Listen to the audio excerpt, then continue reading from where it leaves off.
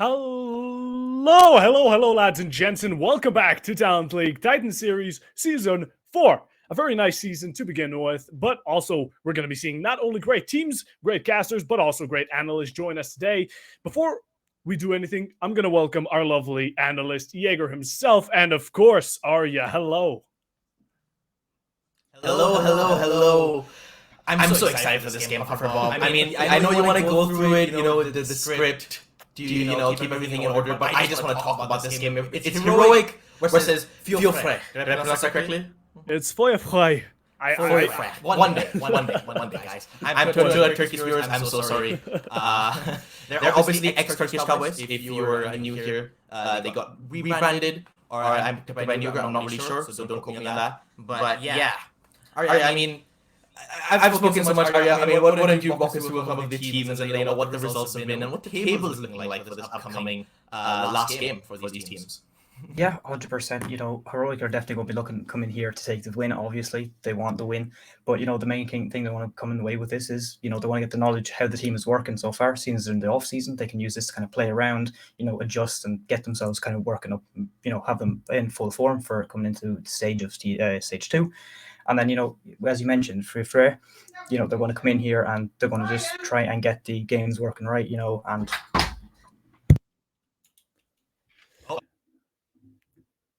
It's all right. I'm still here. I'm going to stay for now.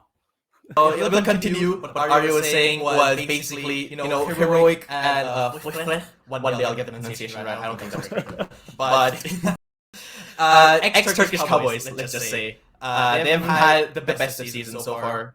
They are 0-2 right now, and they unfortunately cannot qualify for the playoffs anymore, Bob. And Heroic, on the other hand, completely opposite 180, they already have qualified for the playoffs. So, in terms of the group standings, this game doesn't really have much in store.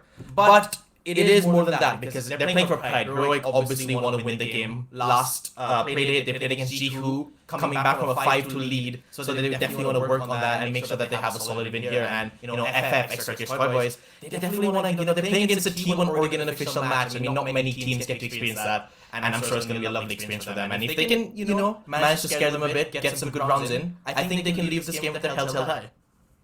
So you're pretty much saying there are no stakes, but that doesn't matter, as we're going to see what the players can bring, as we're going to get over to our lovely casters. Bring us in.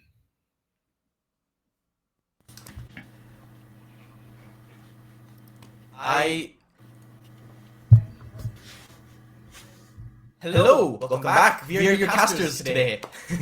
I'm sure that was a surprise to some people here. Usually we have some casters and analysts who are separate, but we take what we get here. Arya and I are wonderful casters, and I'm sure you'll enjoy yourselves here. So obviously, we're going to be going into our game. It's going to be on Chalet. I love casting Chalet. Arya, what about you?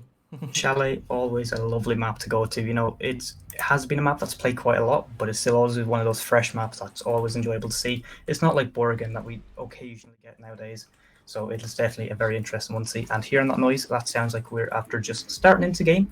So let's continue on here as we get to the operator ban phase. I mean, I love watching the operator ban phase, especially since these new patches, because there's so many strong defenders that I feel like it's kind of a roulette. I saw a Twitter clip of someone just spinning a roulette and banning Azami or Solus, depending on whatever it lands on. Because there's just that many strong operators. And speaking of strong operators, Ying gets banned off the board. A really strong one like we see all the time as well. Yeah, that's not an unusual ban to see, let's be honest. The Ying can be quite strong, especially getting into those real tight kind of push zones where you're trying to get the operators kind of cleared out and, get your advancements into the map. So taking out that Ying off the board can really advance and help the defenders, hold the ground that they need to hold and really just, hold the map positioning. As well, that though could be taken off. Just one of those operators that, is an absolute nuisance. You don't really want to have a Dokkaebi on the board. She can be quite annoying. The phone calls can give away your position quite easily. And especially if you give the attackers up your cams, it's not an ideal situation to find yourself in. I mean, it surely isn't. Like you said, Dokkaebi strong operator. And speaking of another strong operator, Solis, we've seen how aggressive she is. I mean, I don't need to say anything. She's one of the strongest defenders in the game by far. She can be played in so many different playstyles depending on what the team needs. And on a map like Chalet, very aggressive runouts and aggressive plays, and considering how layered it is, she could be really, really impactful in all these different roles. So she's always almost an insta-ban on Chalet, and you can see the Valk ban comes out as well. So, I mean, pretty standard bans here, Arya. I don't think there's much anyways to talk about, as Cream.Heroic, which I do believe is Skitty in-game. I will have to double check that, but, you know, Skitty and Kayak, they're having a little fun with the names in the past broadcast. Cream.Heroic is obviously Skitty, and Heroic.Cream is Kayak, for people wondering at home. So, you know, if I say, or if me and Arya say, oh, that's Skitty with a nice play, you might be wondering who that is. That's who they are. But Heroic, starting off on the defense here, they are going to be going upstairs. Upstairs, typically is not considered the best of bomb sites anymore. A lot of teams, typically favor, because top floor gets played so often, it's just like one of those sites, it's like Oregon. It's played so often, the attackers pretty much know there's pretty much a default way to take the top floor. So, going top floor first is quite the decision, to say the least. But, the chances of Heroic bringing it first generally will show off that they have got a pocket strat somewhere up their sleeve. Or, as we mentioned in the pregame, during the analyst desk, this is something they want to test out. They want to try new things and, just experiment around, as that's what Titan Series is going to be for them in the middle of their off season. I mean, I wouldn't have said it better myself. You can see them trying off a little things. I mean, obviously TT9, the other Ori here, are trying out some players. Heroic, they have a pretty solid lineup, but they still want to improve. I mean, there's a few people, and you can see her actually Cream.Heroic Skitty going for a spawn peek there as the Asami. I mean, if she had gotten taken off, she almost took the head off the Hard Breacher as well of Shoxel, I'm pretty sure. So that was a pretty bad engagement for the attacking team almost. The twit rotates back to side. You can see a defender as well, really, really strong operator. All the pros on Twitter have such really, really strong opinion on him, as you can see. And you can see that maybe we'll see Officer on this window. Gets the pick onto Gutter. Wasn't paying attention. They're unaware of his position. He's going to rotate back. No refrag there. Gonna rotate back into Garage. You can see, however, Feuer, FF have taken control of games already, as Skitty is taking this position on top of these library stairs with that cheeky little Azami angle that's so hard to deal with. Yeah, though, as you mentioned, these Azami barriers there, they're one of the hardest pieces of utility in the game to clear with. And, you have to bring an insane amount of utility to even get those moved. We see the Ash, we see the Sledge. As we say, that Sledge is going to fall, and that's going to be Doom and Blaz both to fall to two separate guns on the side of FF.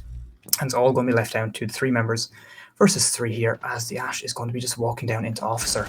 As I don't think they're aware of each other's position, as the Bandit is able just to lurk and roam as Cream finds one that wants the shocks, and it's all now going to be left in a 1 versus 3 situation as the Ash falls in Frostmat, and Blaz, or I should say Cream, is there to pick up the final kill and decide if Heroic take round number 1. Officer Moo, a little bit reference to Moo and the Rats, if you know, they've been playing off-season as a little bit separate team. The Pogman, Arya, the Pogman, how does it always affected? It's such a surreal thing. It's always there. It's always there, the Pogman. As a viewer, you always love to see it. And Skitty with another kill confirm at the end. I'm going to get confused at some point. I'm going to slow down and be like, Cream.Heroic. Is that Skitty or is that Kayak? And I'm going to mess it up once or twice probably. So I do apologize in advance for that because, it does happen. But Heroic, solid defense. Officer was basically left unchecked at the bottom floor. I don't think they were aware of his position. He got 1 free kill and then he basically was not drawn out again, and he was managed to be a bit of a nuisance on the bottom floor. And as well, this Fender, we didn't get to see much of him last round, but he is really strong at holding these choke points. As someone described it to me, he's really good at holding the weakest points of defending sites, if that makes sense. Basically, like in a site setup on the defense, you're gonna have these like points where they're not gonna have much utility left, or it's easier for attackers to push through. And in those points is where Fenrir gadgets are really useful, because that little site. What's the word? I forgot the word. Oh, that's gonna annoy me now. I forgot the word Arya, but it's like line of sight limiting. Yeah, limiting the line of sight basically. And it's really annoying to play against, and it's really strong. But you can see here, Frei, they brought a Capita out here, Lion as well. They're gonna be going for a bit of an aggressive take. Lion is a bit of a standard player or the operator brought on to the side of Chalet. Always good for these aggressive takes because usually defenders are getting isolated in positions, and he's really good at just kind of clearing them out. Yeah, one thing I'd like to mention what the side of FF have actually brought would be the Flores. They've read into a lot of Zami play that's been happening from the side of Heroic, and they're going to kind of play more into clearing out that utility that the side of Heroic is bringing, and just really kind of flush them out of their positions. And what better of an operator to bring that than Flores? So they're going to use the Hibana pellets to also take out some of those pellets, but it's quite a lot of utility and it needs to be cleared.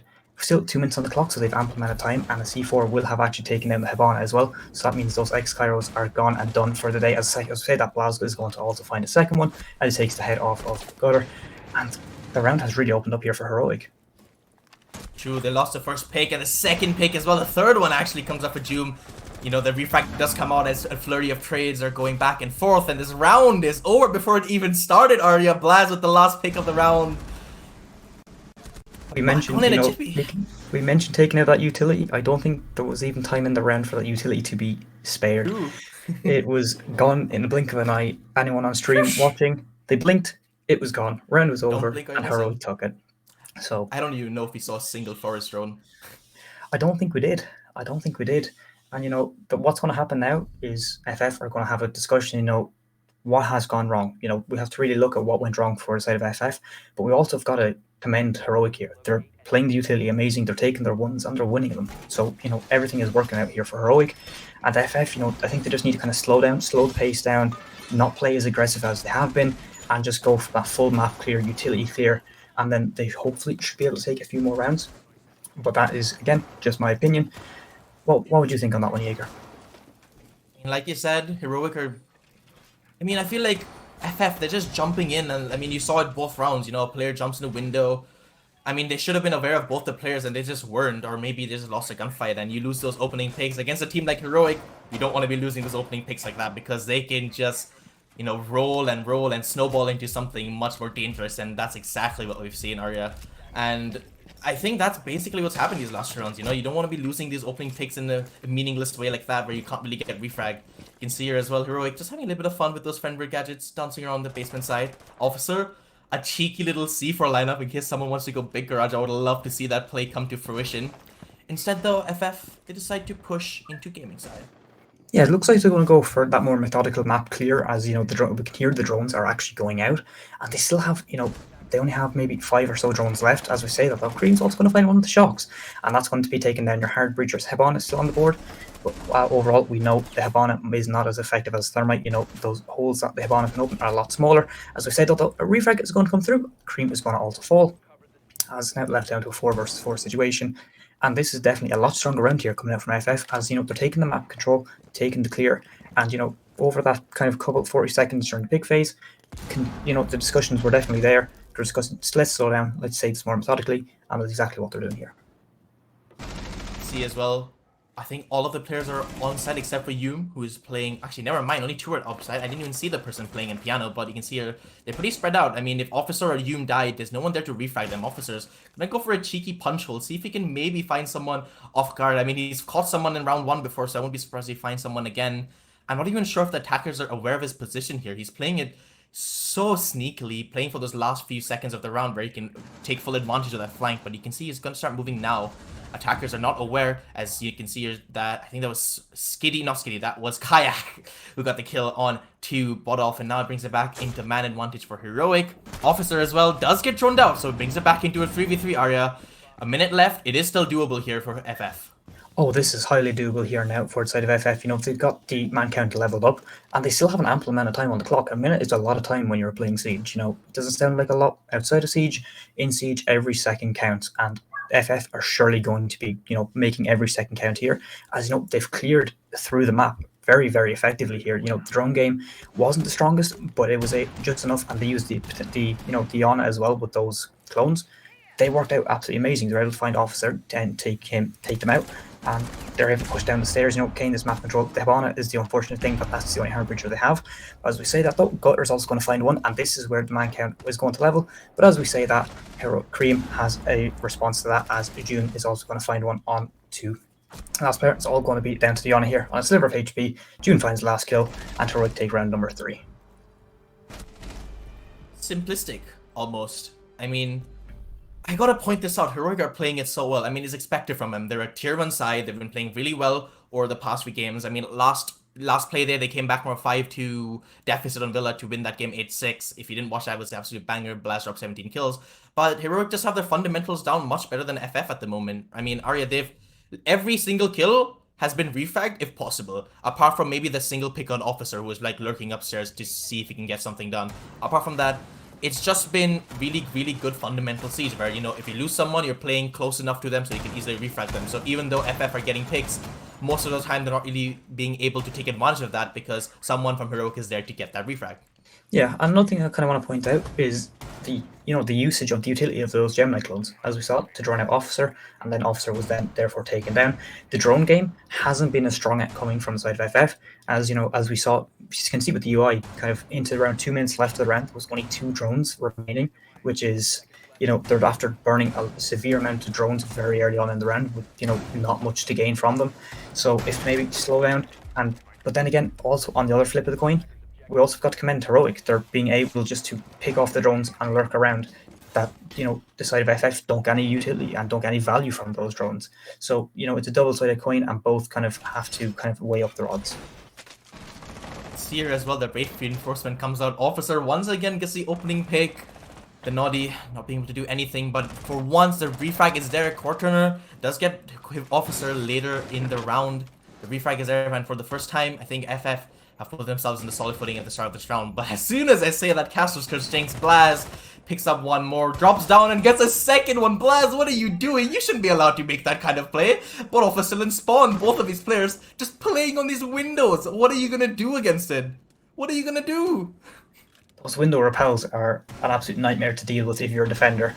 The best way to do is just let the time tick down. They have to push you. You are a defender, and there's 2 minutes on the clock. But as we say that, Cream is also going to find the nasty headshot there, as it's going to be a refrag there from Shocks, and this is still not looking the best here for FF, but the chances are still surely there. Quite a lot of time on the clock, and Shocks is also on full HP. And has he got a drone? He has no drones left, unfortunately. We have pointed out the drones quite a lot here, but that is because they're a fundamental part of Siege. But as we say, that Shocks is going to find onto Blaz, and it's now a 2 versus 1 situation.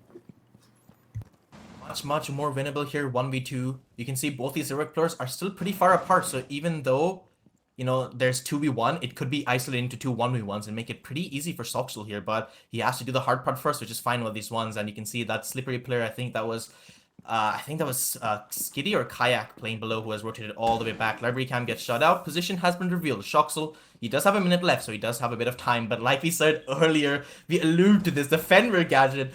You can literally just wait behind and just wait for Shoxel to walk through, and he's gonna walk through, the information is gonna come in, and Heroic are just gonna double swing, and that's exactly what's actually not gonna happen because Shoxel makes it through somehow. He's crossed it all the way to Piano, but surely his position has been revealed. Yume with the shotgun swings, does manage to get the kill. I was shaking for a little bit, Arya. I was shaking for a little bit once he crossed through, but in the end, job's done.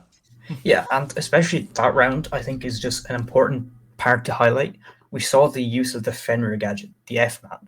As the Hibana walked into Piano, we saw the FNAT trigger, and the Hibana was left dazed, stuck in the headlights almost. That's just showing the true strength that the FNATs provide. As we also saw, the Fenrir activated it, late round when it was 2 versus 1, and they got an instant audio cue.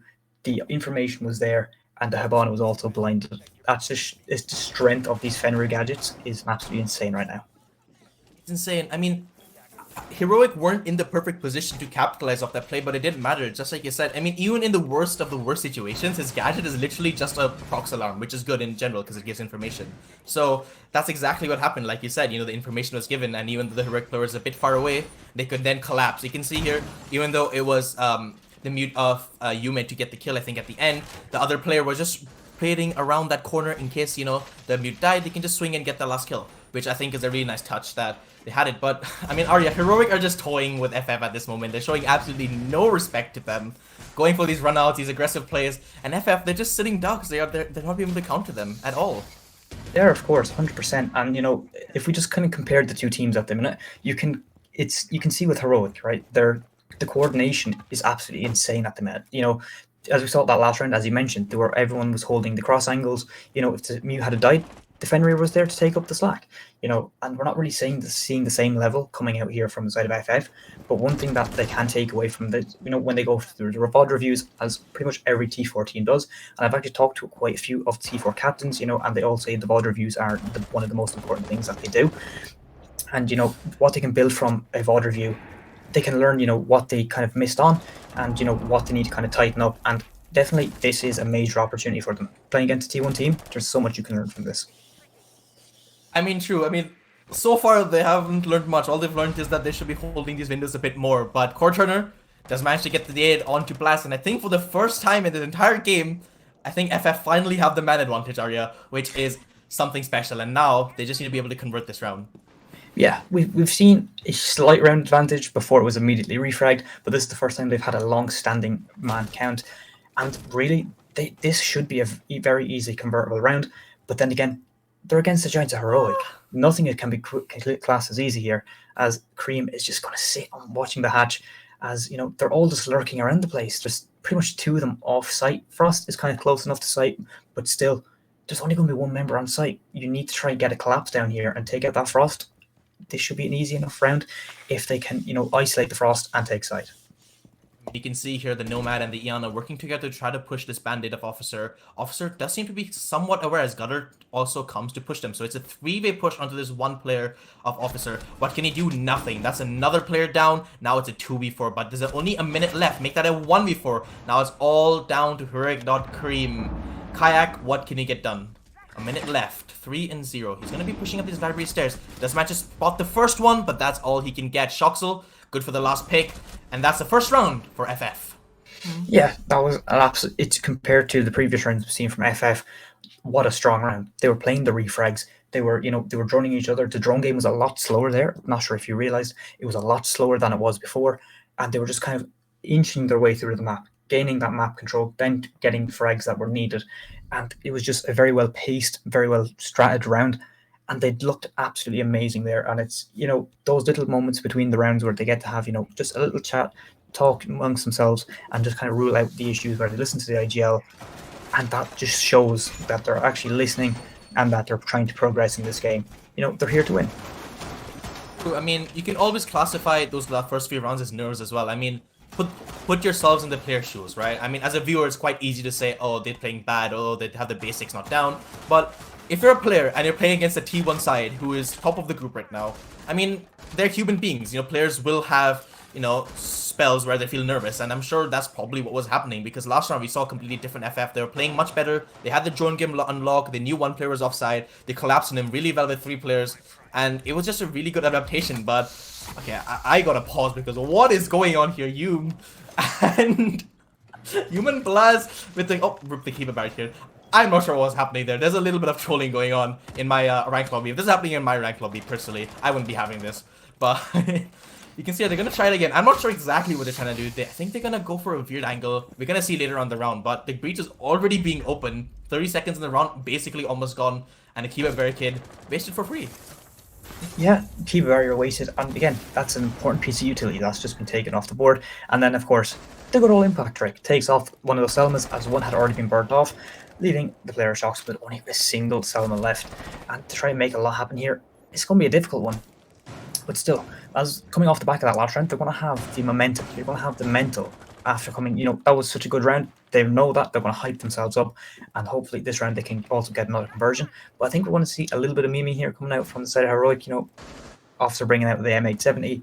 Typically a meme gun. But overall still, it's a lethal package in close quarters. So still not something I want to be against.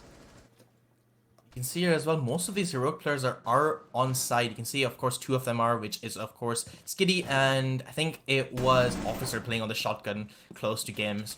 So, again, like you said, Arya, these are 2 isolated 1v1s that FF can take full advantage of if they want to push again. But that clicking clock, as a famous caster once said, it is the 6th defender at times. And this situation, if these 2 players are left unchecked, it could definitely be that 6th defender. Yeah, 100%. I fully agree with your point there. As I said, I thought Mr. Offer is going to get flashed and is going to sit prone on the ground.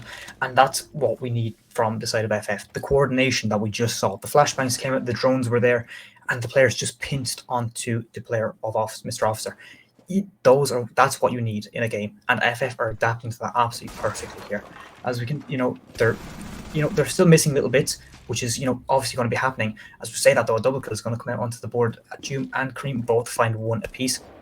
But still, though, I want to commend the side of FF. They're against the absolute legends of, they're against T1 teams, and they're able to, gain so much knowledge, and they've even adapted 2 rounds pretty much in a row. This round potentially might be a conversion, but we have seen Hibana do some amazing stuff before. As a pinch comes out from the side of Heroic, Cream finds the final, and that puts us on 5-1. And I just want to highlight that even though they're winning 3-1, 4v1s at the end of the round, they're still playing really well as a team. They're not running and gunning, taking their ones and potentially throwing their round. They're always in pairs of 2, which is something, it's almost a fundamental of Siege. I mean, you want to always be in a pair of 2, whether attacking or defending, because you always want that backup, the buddy system, as people would call it, because it just makes the game so much easier. You want someone to drone for you? Go ahead, buddy system. You want to take a fight, 2v1, buddy system. You want to retake, buddy system. It works so well in a game like Siege, and watching a T1 team play like that is how you should be playing Siege. And if you're watching this game and you're in your ranked games and you're struggling and hey, how can I get better, is to try to adapt that into your own playstyle. Ask teammates in your games to help you out. Hey, I want to do this, can someone help me with that? So it's just a little tidbit of information for people who might be a little bit interested in a bit more of the technical aspect. But Heroic, they have done a side swap Arya on the side of the attack. They're going to be attacking onto this dining side first, and I'm already seeing a pretty interesting operator on the side of them. Yeah, this is going to be a very, very interesting one. The Cav being played, it's a bit... I think the side of FF have realized, this is going to be a very difficult game. They're 100%. They're giving this game everything they've got. Those are last two attack rounds, perfect examples. They adapted, they overcame, as Bear Grylls would say, and they've advanced so much. Even from the first 2 rounds we saw from them, those final 2, absolutely amazing. The last one wasn't a conversion, unfortunately, but they came so close yet so far. But this defense is where everything can change. Yes, you're bringing the Cav, but this is also where Heroic has to come to FF. FF don't exactly have to peak them, and that could very well play into their game style. See here, the setup is there.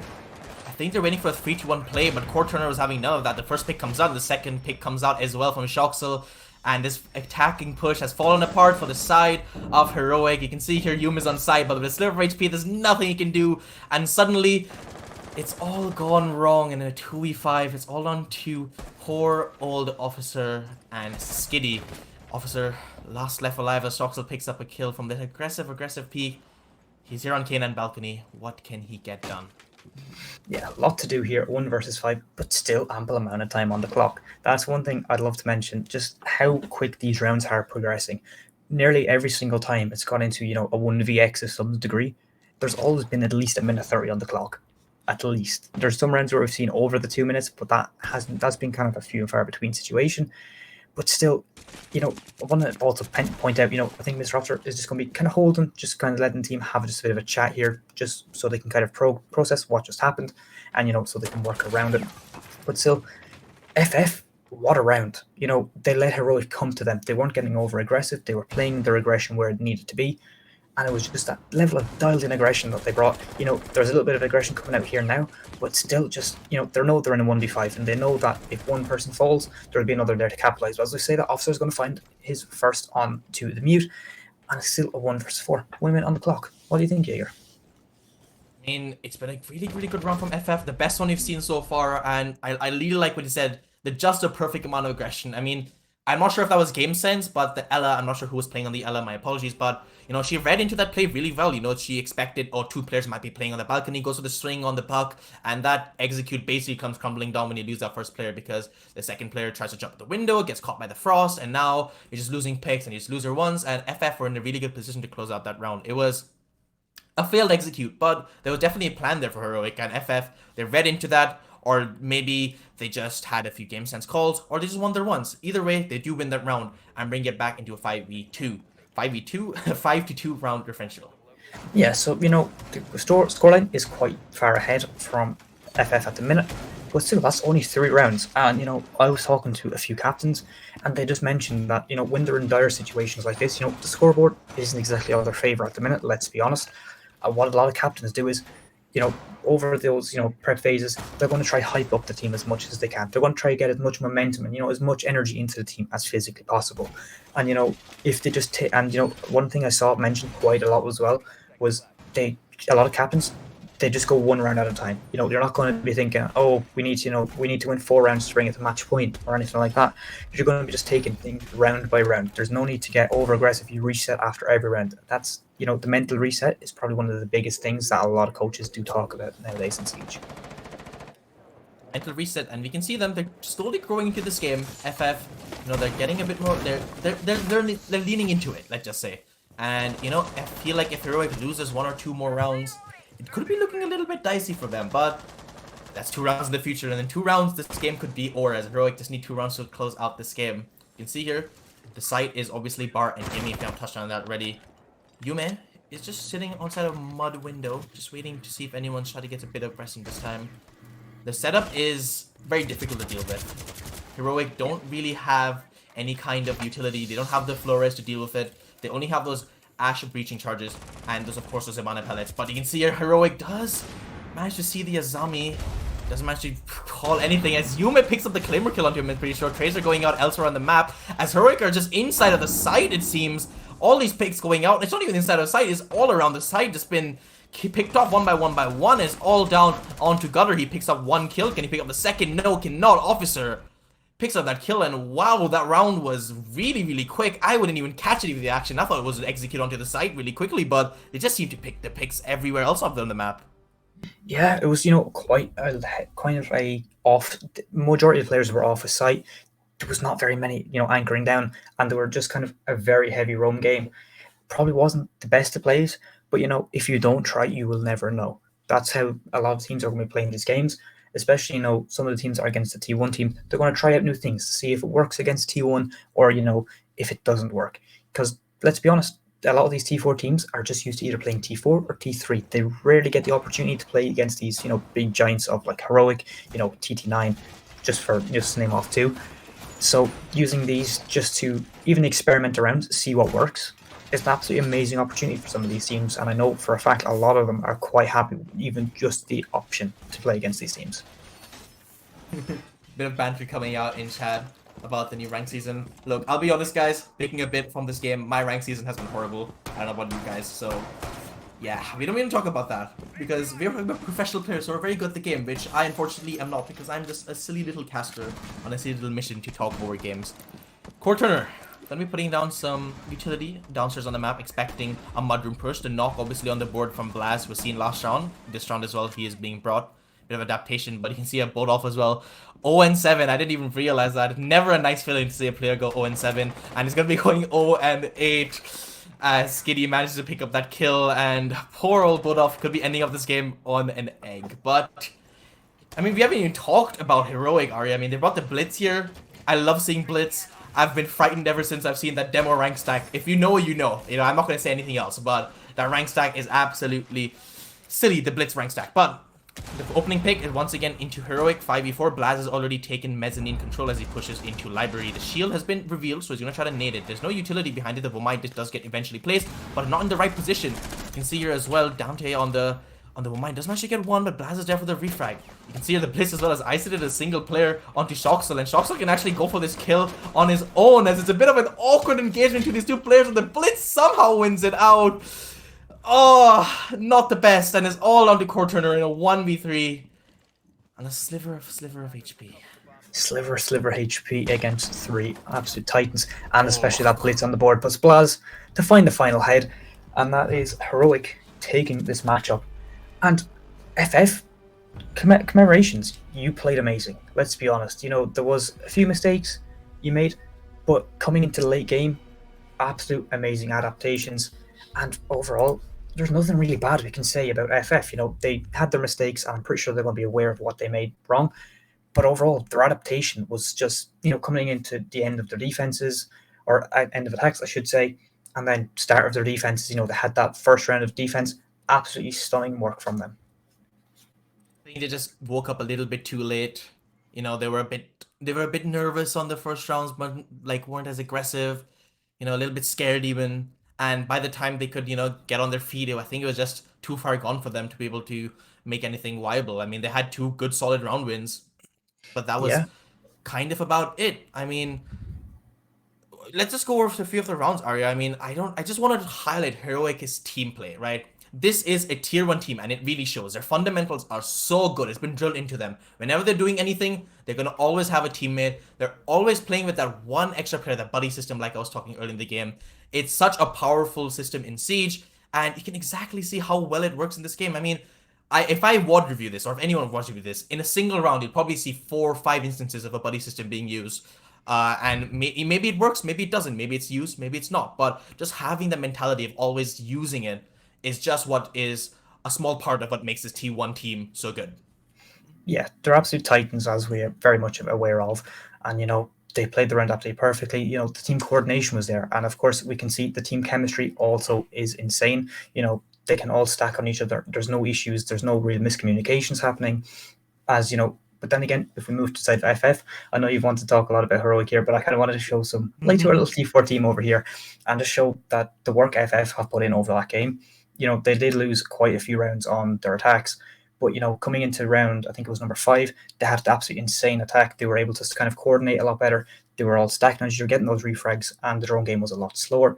But then we moved into round 6, slightly less of what we brought from round 5, but still it was an insane round from them, even though they didn't win. Yeah, I think it just comes down to the aggression, right? If you watch a game back, I think when I watch a game back later on for the watch review, I think what I'm gonna say is something that I'll say later on, which is that Heroic won because they were the aggressive team. They were the ones who set the tempo for the game. They took the fights when they needed to take them, and they set the pace for the entire game. And the only 2 rounds that I feel like FF properly won were the ones where they stood toe to toe with Heroic and managed to beat them at their own game. They got the first initial pick and they snowball off that, which is one way to win rounds, but as a team, you need to be able to win rounds in more than one way, and unfortunately, FF weren't able to produce that kind of result tonight. Yeah, 100%. I fully agree with you on that one. FF, when they go back to VOD review this, they'll see everything, all the mistakes, but they can also see what they did well. And I think both teams had a very good showing here tonight. Even though FF didn't walk away with the win, it was a very well played game for both teams.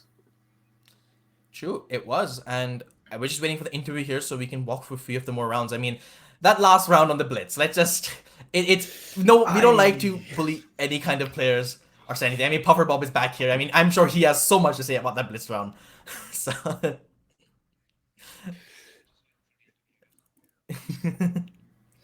Bob?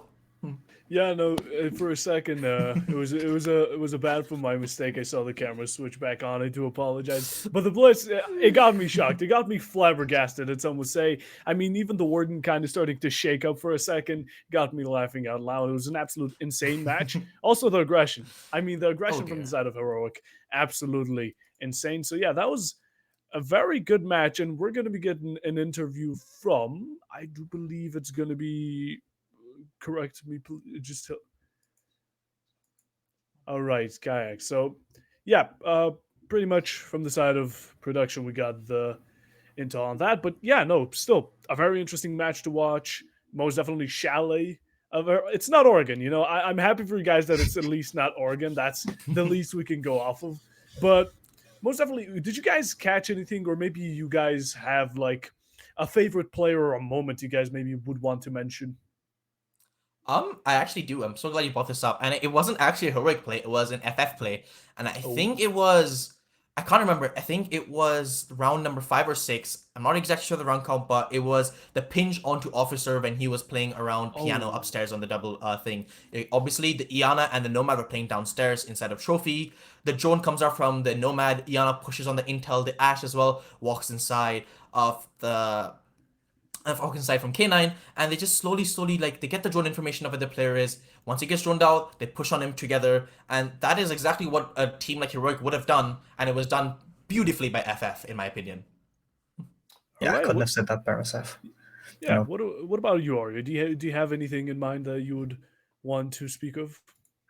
Not really just moments. I'm just going to talk about round 5 for a minute. It was one of the best rounds we actually saw from FF. Just the drone play, amazing. They've slowed it down quite a lot. The aggression was dialed in. Everything was just going in FF's favor. They led the pace, and they had, as Jaeger, you mentioned, they were toe to toe with Heroic. A T4 team, that's definitely something they can walk away with and be proud of. Yeah, I mean, just like both of you said, very interesting gameplay. I mean, most of these rounds, it was also kind of noticeable that Officer does like to take a bit of his time spawn peeking every now and then. A lot of runouts we saw. There were good refrags from the side of Feuer, but, just with that all in mind, the aggression was absolutely overwhelming. You pronounce it so well, man. So well.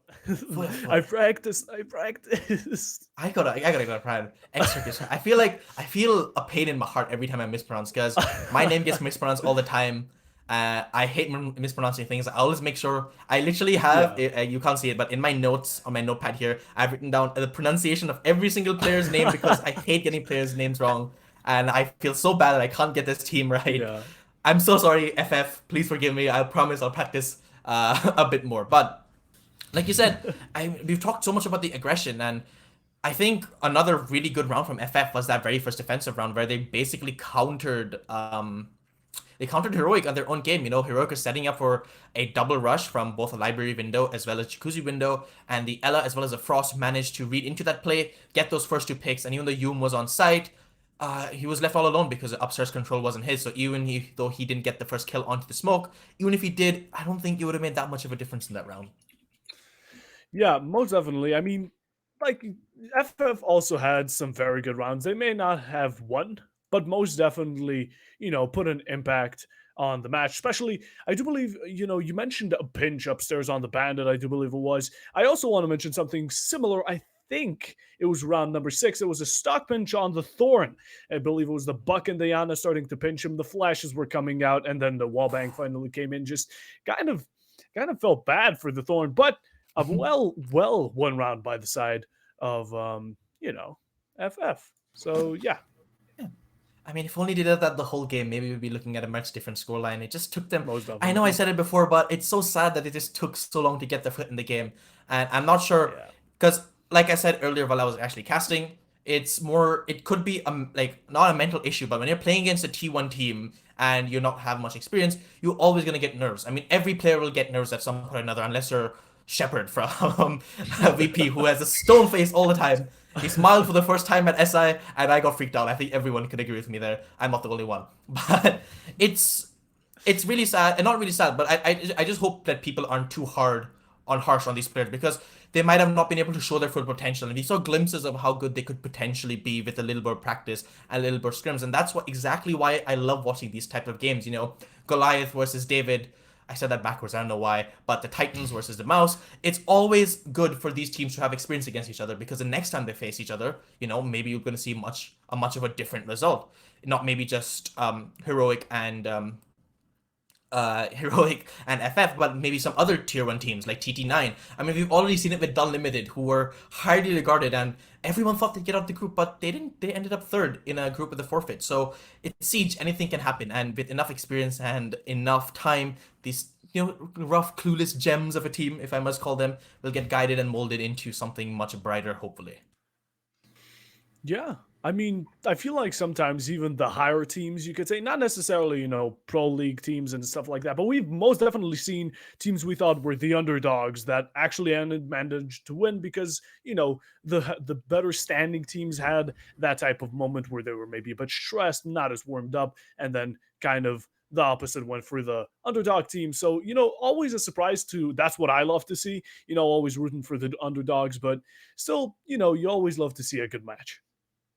True. I mean, speaking of underdogs, we covered it again, but that Jihu game last time on Villa, 5-2 up, I was crossing my fingers for an upset because I always love an upset story. And Jihu so close to grasping that round win. I don't want to say thrown because obviously I don't think when you're playing against a T1 team, it's hard to say you threw around because they might have just outplayed you or played better. But it was a really good showing, and I really wish they could have brought more. I mean, they still won a point against them, which I think is really, really good. And I as well heroic on the first game against Make Your Destiny. We saw Make Your Destiny very similar to FF, show glimpses of really, really good potential, but just were a little bit falling short. But I do believe Puffer Bob, we do have our interview ready. Yes, we do. Yeah, we should be getting skitty from the side of heroic up in here. So, yeah, we should be ready for anything to happen right now. As of course, actually, this time we're gonna change it up a bit, and I'm gonna let our lovely Jaeger take over for this one time. Skitty, first of all, congratulations on the win. Made it look quite easy, didn't you? Yeah, I suppose. I mean, no disrespect to any of the other teams, but obviously there's a clear gap in skill level.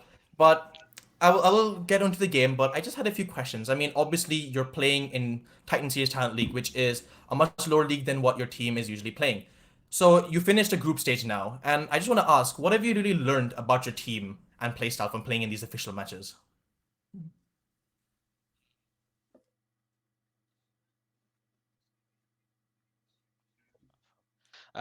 Sorry. uh, Technical issues, it's okay. well, we learned that kind of we're able to do a lot more relaxed, free stuff, like adapt more. You don't have to go like what your proper stuff is, and it's obviously the opponents are a little bit easier. No offense or whatever, but it does help your creativity of your team, so it's quite good for that actually. Mm-hmm. I mean, also, I want to just ask because last time I had an interview opportunity, I asked Kendra about this, and he was very, very passionate about Fenrir. So I just wanted to ask what your thoughts are as another T1 player. What do you think Fenrir fits into the meta? Obviously, everyone thinks he's really strong, but where do you think his really, really strong point is? Uh, his strong points like we're in a bit of a meta where everything's quite open. People are doing pushing. No one's doing like apart from VP, but they'll always do that.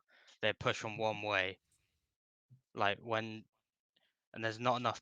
Like when there's gaps, people will take it, but the gaps aren't existing anymore because of ephemera. So it's I don't think we'll change back to the old meta, but it might get similar. It might tone it down in the craziness that we're currently at. Well, I just kind of want to ask. So about the games, you finished the group stage. Obviously, I'm pretty sure you qualified in first place in the group, and you're gonna be off to playoffs. Are there any teams that you particularly want to avoid or face, or are you just gung ho? We're gonna win this entire thing. We do not care. Uh, Honestly, we don't care. I genuinely, I only know That's that fair. TT9 are in here. I don't know the That's other fair. teams. Now that's fair enough. It's don't worry, don't feel too bad about it. It's okay. Obviously, you're gonna focus the players in the group, and obviously the once the playoffs are get revealed, you'll get to know your route to the final to win this series. But I think that's gonna be all from us from here today, Skitty. As a final note, do you want to say anything to your team, to the people watching, and just to anyone else you want to talk to? Uh, I don't even know. Uh, thanks for all the heroic fans watching the Talent League. Yeah, real ones. Those are the real fans. Yeah. Die hard. No, but on a serious note. Anyways, I'm not sure if you were talking there or not, but there's a bit of audio cut. But anyways, thank you, City, so much for this interview. Really insightful. Again, congratulations on the win, and good luck in the playoffs. Thank you. Goodbye. Goodbye. All right, what an interesting player we had. The real ones in chat right there that we have. But yeah, thank you for all the players for playing. Thank you to you two casters for being an absolute legends and walking us through the match. And thank you to the analysts, actually to the producers and to the observers for letting us actually do all of this in the first place. And thank you specifically for watching and supporting your teams in the chat. Now, without further ado, we do hope you have a great day. Keep on watching Titan series because it's just going to get more heated as we go on. And we will be seeing you soon, probably tomorrow. Bye bye.